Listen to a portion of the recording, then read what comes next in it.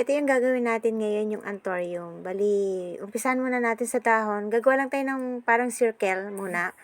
Ilalak natin para maging circle. Tapos, kunin natin yung pinakagitna.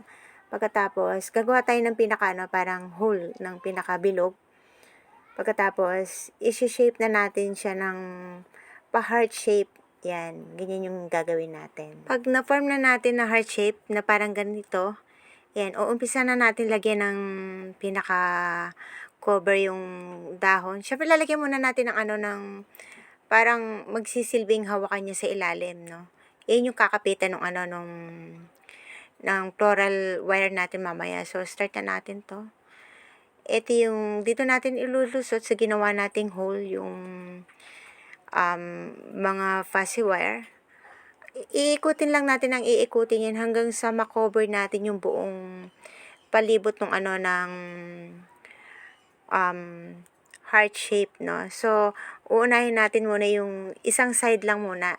So, tatapusin natin yung buong side na yan. So, gagawin natin yan, iikot mo ng ganyan. Parang parang magsisilbing lock bago mo siya ibalik dun sa pinaka-hole or pinaka-butas. So, ganyan lang yung gagawin natin hanggang sa makover natin lahat na yan. Maganda kung sinsin yung pagkaka-cover natin, syempre para walang space, walang makikitang siwang or awang. So, ganyan yan. Papalibutan natin hanggang sa maabot natin yung pinakataas. Alam nyo, medyo nahihirapan ako mag voice over ng ganito, pag ganito. Kasi, iba kasi pag pag nagbe-bake ako, pag gumagawa ako ng cakes, madaling i-voice over. Kasi, syempre, sasabihin mo yung mga detalyadong mga ginagawa mo, like yung kung ano yung mga ilalagay mong ingredients, ganun din sa pagluluto.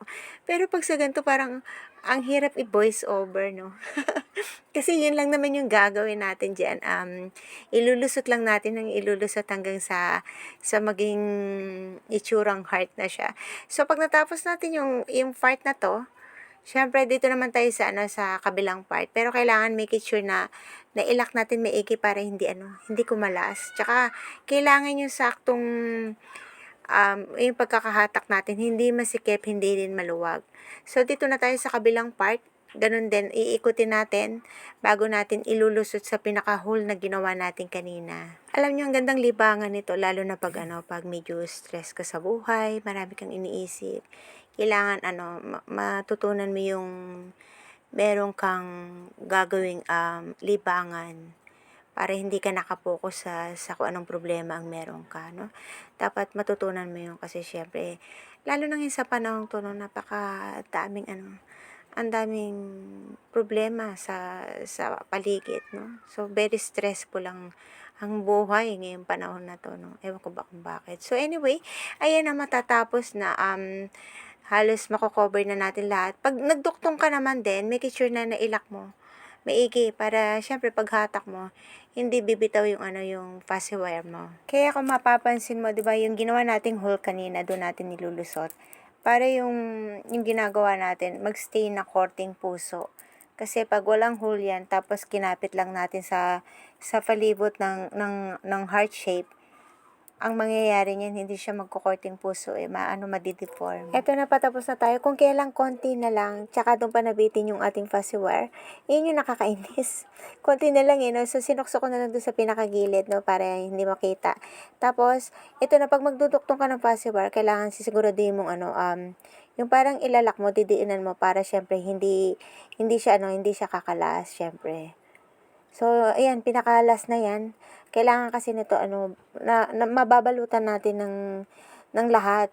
Lahat mako-cover natin, syempre, para walang awang. Para mas maganda tignan yung dahon ng anthurium natin.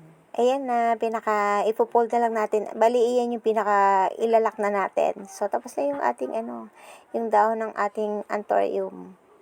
So, gagawin mo dyan, medyo iipit-ipitin mo yung mga gilid. Syempre, ipipress mo para makorte mo na itsurang dahon talaga ng anthurium. Ayan na, natapos na natin yung dahon ng anthurium. So, ang gagawin naman natin ngayon yung pinaka-bulaklak naman. Same procedure pa rin kung ano yung ginawa natin sa dahon ng anthurium. Ganun din yung gagawin natin sa bulaklak. Gagawa tayo ng circle. Tapos, Pag nakagawa na tayo ng circle, ganun pa rin, gagawa tayo ng kukunin muna natin yung center. Yan. Pagkatapos, titwist lang natin. Ito yung gagawin natin pinaka-hole, yung pinaka-butas niya. Tapos, gagawa tayo ng heart shape ulit. Kung paano natin ginawa yung dahon, ganun din yung gagawin natin dito sa bulaklak ng anthurium. Alam nyo guys, ang hirap voice over sa gantong videos, no? So anyway pala, thank you pala dun guys sa laging nanonood sa aking channel. Maraming salamat po talaga, no? Yung sa mga subscriber ko sa YT channel ko. Thank you very much po talaga sa inyong lahat, no? At sana nag-enjoy kayo at may natututunan kayo sa mga sinishare kong mga video sa inyo. At syempre, hihirit ako.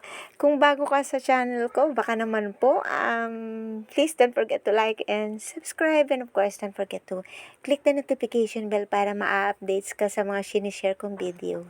Alam mo yung libangan na ganito, pwede mo rin pagkakitaan. Like yung ginagawa ko, pwede mo siyang i-post online. Pwede kang gumawa made to order para sa souvenir, gaya sa binyag or sa birthday. So, marami kang pwedeng gawin. Pwedeng pangregalo. So, 'di ba?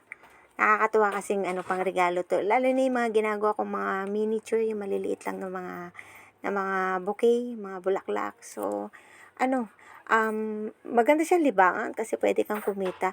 Tapos, ang maganda nito, lalo na pag creative ka, yung masyadong malikain yung utak mo na marami kang pwedeng gawin sa paciwire. Pwede kang gumawa ng mga animals, ng mga keychain, pwedeng mga pang ref magnet, yung mga ganon. So, maraming pwedeng gawin dito. Ang kailangan mo lang talaga is malikhain yung isip mo. So, anyway, ayan na-cover na natin yung kalating part ng heart. Gaya lang din naman to sabi ko nga sa inyo, yung dahon ng anthurium, same procedure lang din. Kaya, ito nga yung pinakamadaling klase ng bulaklak na gagawin. Kasi yung dahon niya, tsaka yung bulaklak niya, iisa lang yung procedure kung paano mo gawin. Ayan na, malapit na nating matapos, mako-cover na natin lahat.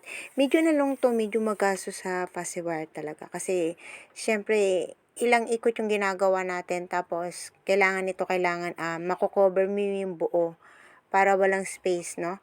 Kaya medyo magastos lang talaga sa paciwire. And ito na yung pinaka last part, ipo-fold na lang natin para mailak. So yan yung itsura. Tapos ito na yung pinaka fistil niya.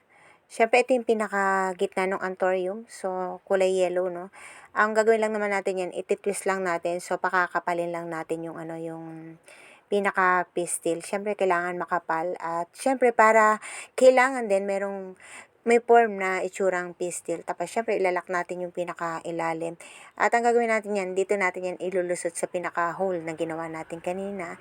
Pagkatapos, ipo-form lang natin, iipitin mo yung mga lahat ng side para medyo mapipi yung fuzzy wire. Tapos yan na. At pagkatapos yan, eto na, lalagyan na natin ng wire.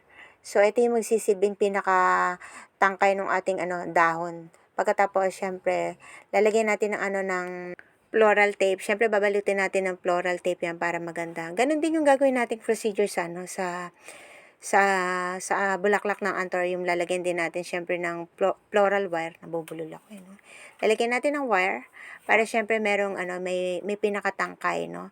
Tapos babalutan lang din natin ulit ng floral tape. So yun na. Ayan na, natapos ko na. Yehey, tapos na natin, no? So mas maganda nito, mas maraming dahon ang gagawin. So ito lang muna yung ginawa ko, pero dadamihan ko to kasi i-arrange natin to syempre. Mas maganda pag mas marami. So that's it guys. I hope nag-enjoy kayo sa aking video for today. Thank you for watching. God bless everyone. Diyos mabalos. Bye-bye.